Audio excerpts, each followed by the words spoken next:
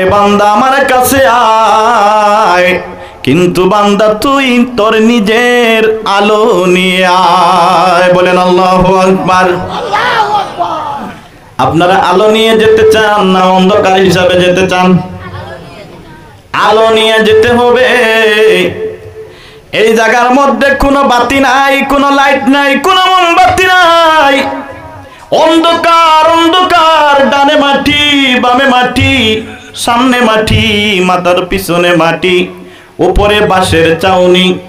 ও বন্ধুগণ আমার, এই যে একজন মৃত ব্যক্তিকে আমরা রেখে আসলাম, একটা বার আমরা চিন্তা করলাম না যে মানুষটা কালকে তার অট্টালিকার মধ্যে ছিল, সুন্দর পাকার ঘরের মধ্যে ছিল, আজকে ওই মানুষটাকে ওই ঘরের মধ্যে আর জায়গা দেওয়া গেল না। ওই মানুষটাকে একটা মাটির কবরের মধ্যে রেখে আসলাম। ও বন্ধুগণ আমার, আদ-দুনিয়া মাযরাতুল আখিরা। আল্লাহর নবী বলেন দুনিয়াটা হলো আখিরাতের খেতির জায়গা, খেতির জায়গা। ঠিক না হুজুর? এই জায়গার মধ্যে যদি আমরা খেতি করি তাইলে দান আখিরাতে। এই যে এখন ধান কাটা হইতেছে, কয় মাস আগে লাগানো হয়েছিল? প্রায় 3 মাস। যদি ওই 3 মাস আগে যদি আমরা ধান যদি জমিনে চাষ করতাম না, তাইলে আজকে আমরা ওগারে তুলতে পারতাম, বাড়ারে তুলতে পারতাম না? না পারতাম না। আমরা খেতি করার কারণে আজকে তো আমরা ধান কাটতেছি। আল্লাহর নবী বলেছেন আদ-দুনিয়া মাযরাতুল আখিরা। ও আমার উম্মতেরা, উম্মতেরা রে, তোমরা জমিনের মধ্যে খেতি করার জন্য এসেছো, আমিও খেতি করার জন্য এসেছি।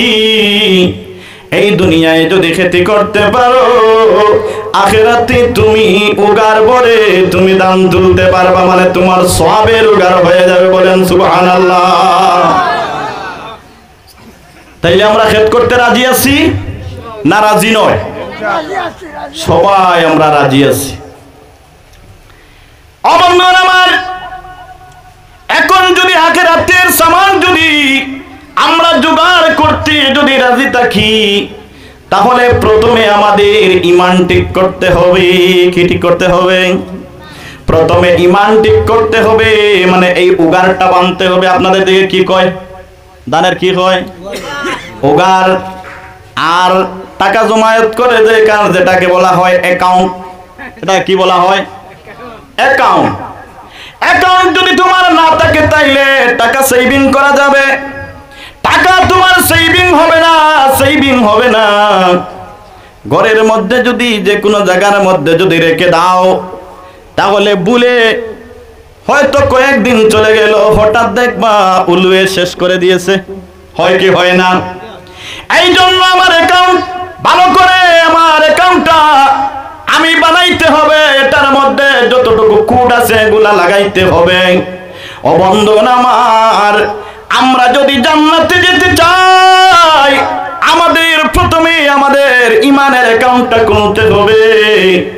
এই অ্যাকাউন্টের মধ্যে যতটুকু কোড আছে এতটুকু ভালো করে ফিটিং করতে হবে, না হয় আমাদের যত টাকা থাকবো অন্য রাস্তায় চলে যাবে।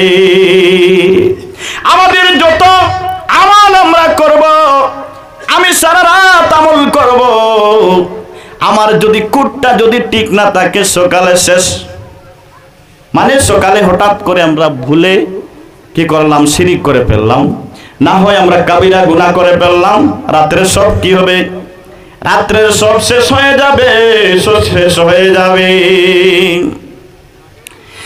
আল্লাহ রাব্বুল আলামিন আমাদেরকে একজন নবী দিয়েছেন, যে নবী হযরত মুহাম্মদুর রাসূলুল্লাহ সাল্লাল্লাহু আলাইহি ওয়াসাল্লাম আমাদেরকে পথ দেখানোর জন্য দিয়েছেন, আর সঙ্গে দিয়েছেন একটি কোরআন। কি দিয়েছেন? একটা কোরআন দিয়েছেন। আল্লাহ রাব্বুল আলামিন এই কোরআনের মধ্যে কোনো কিছু বাদ রাখেন নাই। রাজনীতি থেকে নিয়ে, সমাজনীতি থেকে নিয়ে, পারিবারিক নীতি থেকে নিয়ে সব কিছু আল্লাহ রাব্বুল আলামিন সাজাইয়া গুজাইয়া এই কোরআনে কারিমের মধ্যে দিয়েছেন। জোরে জোরে বলেন আল্লাহু আকবার। বন্ধুগণ আমার, আমি যে আয়াতে কারিমা তিলাওয়াত করেছিলাম মনে আছে? হাফিজ সাহেব যারা, আপনাদের তো মনে আছে। আল্লাহ রাব্বুল আলামিন বলেন, ইন্না নাহনু নাযালনা যিকরা ওয়া ইন্না লাহু লাহাফিজুন। আল্লাহু আকবার। আল্লাহ বলেন, কুরআন নাযিল করেছি আমি, আর এই কুরআন হেফাজত করব আমি আল্লাহ। বলেন আল্লাহু আকবার। এখানের মধ্যে মাহাত্ম্য কি? কেন আল্লাহ বললেন যে আমি নাজিল করেছি আর হেফাজত করব আমি আল্লাহ? এখানের মধ্যে অনেক মাহাত্ম্য লুকিয়ে আছেন। মুফাসসিরে কেরামরা বলছেন, আমি তোমাদেরকে, আল্লাহ বলছেন আমি তোমাদেরকে কুরআন দিয়েছি, এটা হলো তোমাদের প্রদর্শক, তোমাদের আলো। এটা যদি তোমরা আঁকড়ে ধরো, এটাকে যদি তোমরা প্রাধান্য দাও, তোমরা উপকার পাবে। আর যদি তোমরা এটার থেকে, কোরআন থেকে দূরে সরে যাও, তাহলে কোরআনের কোনো ক্ষতি হবে না, কোরআনের ক্ষতি হবে না, ক্ষতি হবে তোমাদের। কিন্তু আমি আমার আল্লাহ, আমি আমার কোরআনের হেফাজত আমি নিজে করব। জোরে জোরে বলেন না সুবহানাল্লাহ। তাহলে আমরা যদি কোরআন থেকে দূরে সরে যাই, আল্লাহর কোনো ক্ষতি হবে? কোনো ক্ষতি হবে?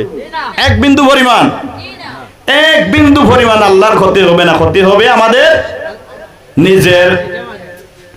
এখন দেখেন, কোরআনের পক্ষে থাকলে ক্ষতি হবে না লাভ হবে? আর যারা কোরআনের ফাঁকি হয়ে যাবে, তাদের লাভ হবে না ক্ষতি হবে? তাদের লাভ হবে, তাদের লাভ হবে। আর আমরা যারা কোরআনের পক্ষে থাকবো, আমাদেরও লাভ হবে। জোরে জোরে বলেন না আল্লাহু আকবার। ও বন্ধুগণ আমার, ছোট্ট একটা এক্সাম্পল আমি দেই, আপনারা ভালো করে বুঝে নেবেন যে এই কোরআনের পক্ষে থাকলে কতটুকু লাভ, কতটুকু লাভ। কারণ এইটা হলো একটা মাদ্রাসার ওয়াজ, ঠিক কিনা? এটার মধ্যে, এই ওয়াজের মাধ্যমে আপনারা কোরআনের দিকে চলে আসতে পারবেন। সামান্য আমি এক্সাম্পল দিছি।